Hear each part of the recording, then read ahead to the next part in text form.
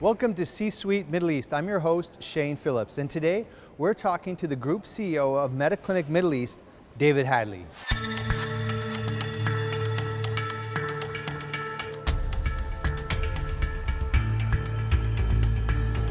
As a CEO, you're a leader of leaders. As a CEO of a hospital, you're a leader of physician leaders, which by many measures is a larger challenge, more difficult. What's your approach to leading this sophisticated group of professionals? Well, I think first of all, you need to have a clinical strategy. You can't just walk blindly into a hospital business and say, I have a business strategy. What leads the business strategy is the clinical strategy. So what I mean by that is you need to first of all look at what are the patient demands, what are the demographics, what are the healthcare needs within the environment, and from there you develop a clinical strategy. And you need to develop that strategy together with the clinicians. The clinicians need to be part and parcel of that strategy.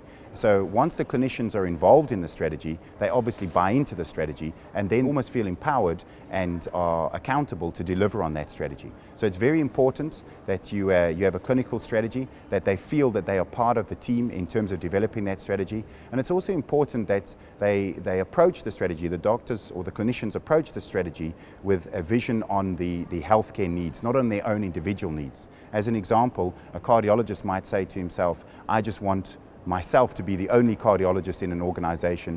We know that that's not possible to provide 24/7 cover 365 days a year. So he needs to realize that he's focusing on delivering a cardiac service. And in providing a cardiac service, he needs a cardiac surgeon. He needs to provide 24-hour cover for cardiology. He might need supportive services such as pulmonology, cardiac technicians, etc. So you develop the strategy around the service, not around the doctor. So once you have the strategy done, where most CEOs fail or mostly challenges by getting buy-in and ownership from the front line to execute. Yes. What are some of the things you do that increase the level of engagement, ownership from your frontline staff? Well, first of all, they need to be involved in the strategy. You can't, as the leader of the hospital, just present a strategy. You need to get as much buy-in as possible. It's not possible to invite every single doctor and every single employee into the strategy. So you need to create a structure where you have leaders of departments, you have representatives from all areas within the organization present when you develop the strategy. And the key to developing a strategy is it's a continuously moving mechanism or organism, in the sense that when you develop the strategy, every 6 months or so, we like to review it, we like to assess it, we like to see where we're going wrong and realign it in terms of taking the organization forward. As we've watched the healthcare industry mature here in the Middle East, we've now seen a big pressure on the chief medical officer position. Is this in relation to getting this type of alignment and ownership, and why are we seeing this growth in this role?